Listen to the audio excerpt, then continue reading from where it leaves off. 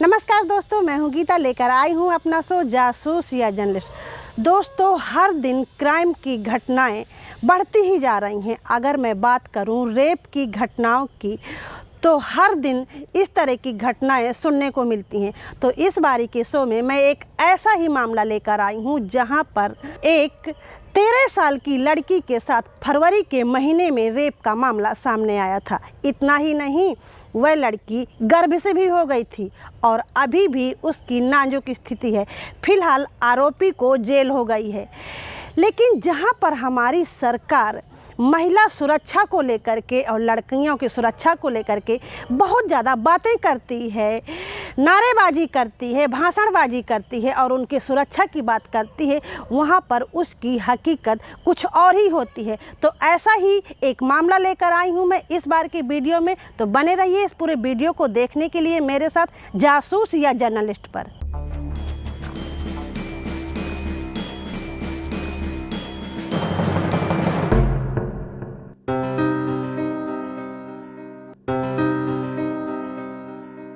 दोस्तों, रेप के बाद लड़कियों का गर्भ से हो जाना और मां बनना, इसके बाद सामाजिक, शारीरिक और मानसिक रूप से प्रताड़ित करने तक का बहुत ही गंभीर मामला होता है। लेकिन इस बारे में ना तो हमारा समाज सोचता है और ना ही परिवार सोचता है, और ही उस पीड़ित को खाई में ढकेलने के लिए उसके ऊपर जुल्म ढहाए जाते हैं, जिससे जहां उस लड़की को ताकत मिलनी चाहिए वहां वो और ही कमज़ोर पड़ जाती है, क्योंकि यहां पर उसे इज्जत से जोड़ दिया जाता है।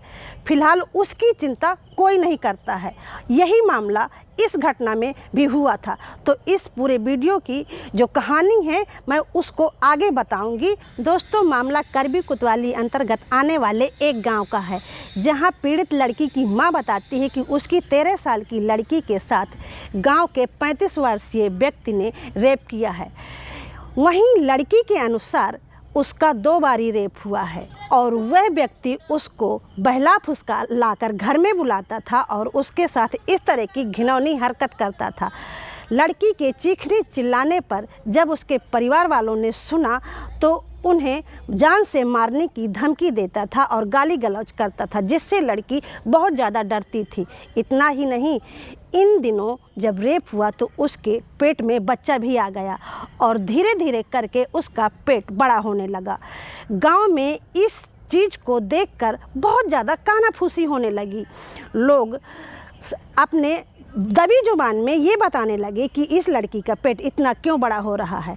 तब जाके उसकी माँ ने लड़की से पूछा। लड़की डर के मारे बता नहीं पा रही थी, लेकिन उस चीज़ के लिए ही लड़की को दोषी ठहराया गया और उसके साथ बहुत ज़्यादा मारपीट की गई। तब जाके लड़की ने इस मामले को बताया।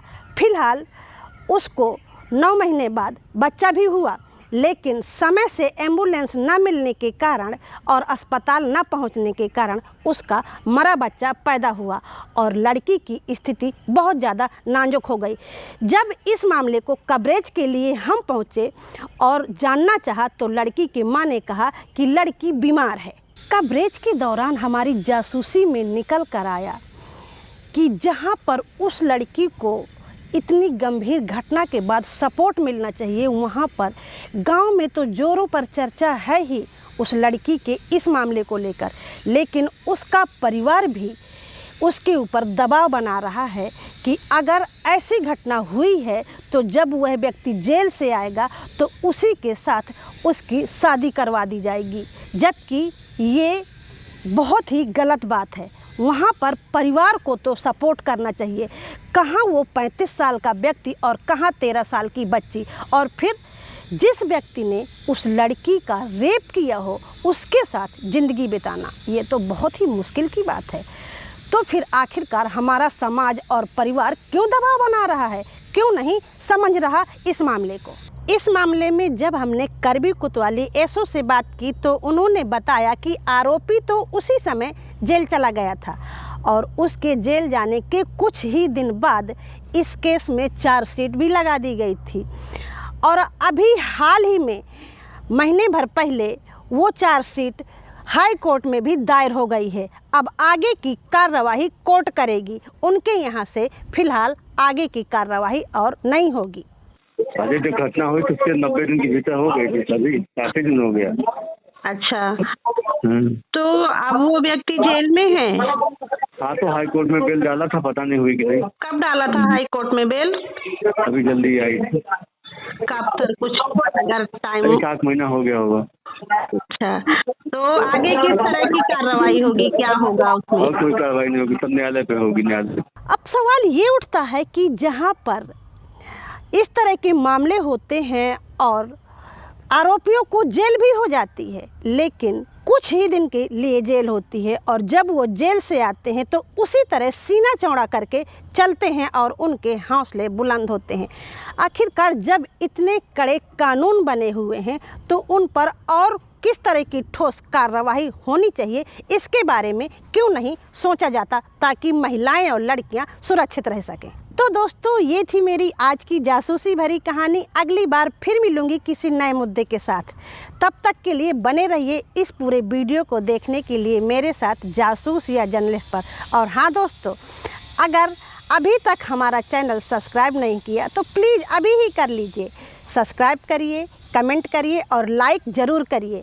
और हाँ, अपने दोस्तों के साथ इस शो को खूब शेयर करिए ताकि अगर उनके पास भी ऐसे कोई मुद्दे हैं तो वो मेरे साथ शेयर कर सकें और मैं उन मुद्दों पर भी चर्चा कर सकूं। तो दोस्तों, दीजिए इजाज़त। नमस्कार। खबर लहरिया, आपकी खबर आपकी भाषा।